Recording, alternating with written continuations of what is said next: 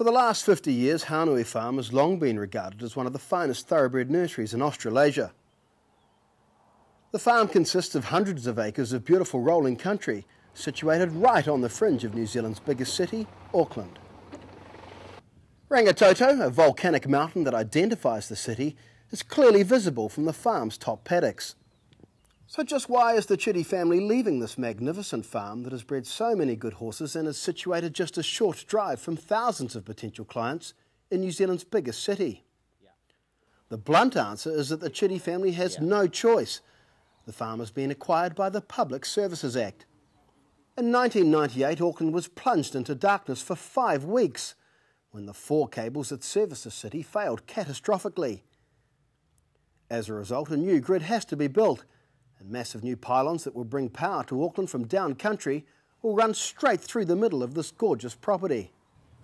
At the end of the day, it was out of our control. My grandfather went there in 1954, and he was the person we like to see at the sales because he was a buyer of yearlings and raced horses, and the breeding came after that.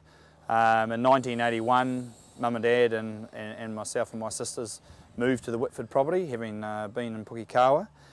So we've been there, as a family for 30 years. And naturally there are some regrets having to leave a farm that has been in the family for 4 generations.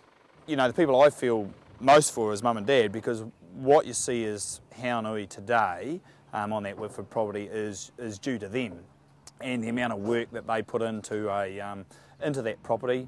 It's not natural horse country, it's not the Waikato of New Zealand, it's not the Hunter Valley of New South Wales or Newmarket or Kentucky. It's very rolling country, but we've bred some very, very good horses off that property. But the deal with the power company has taken a long time, which gave the Chitty family plenty of time to find a new home for their time-honoured stud. Yeah, absolutely. I think, we had been in negotiations with Transpower, who are the people that acquired the Whitford property for a 4-year period.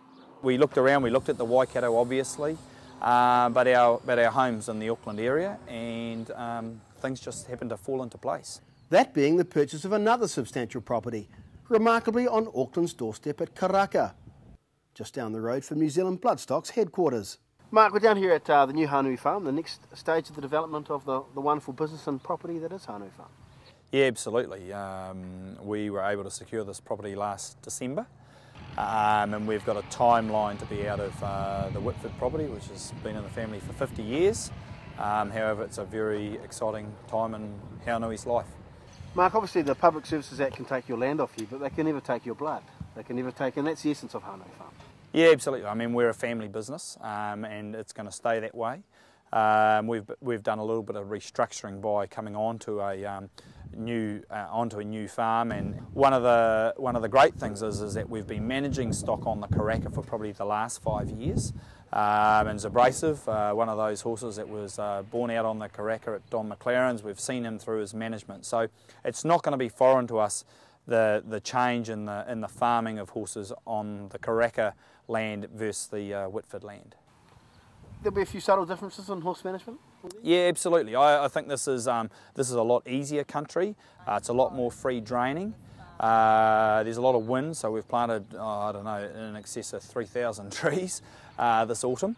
Look, it's the management system that's the key, and I think we've already got that in place. And then the changes of feed and the way that you might manage horses on a day-to-day, week-to-week, month-by-month basis, that'll change slightly, but there'll be some massive advantages here.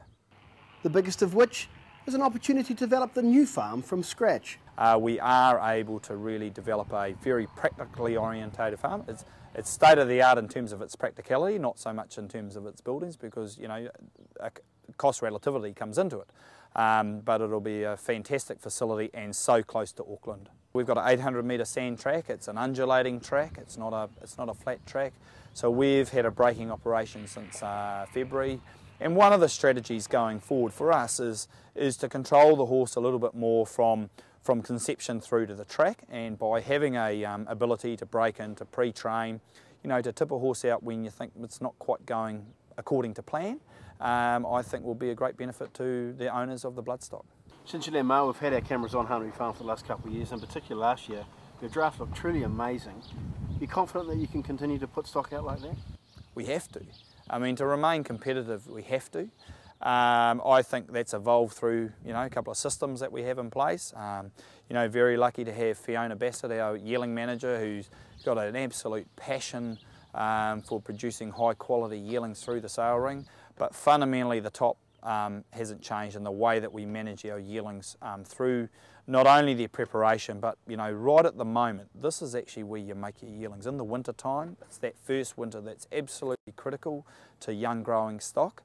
And if you close your eyes once you've weaned your foals and you bring them out in the spring, you're going to miss a lot of things. So, we tend to be pretty active in our management, and the results are starting to speak for themselves, and hopefully we've got some lovely yearlings weanlings in the paddock that are going to turn into great yearlings come Karaka 2011. Coming up after the break, we take a look at Haunui Farm's impressive stallion roster that includes 2 high-performing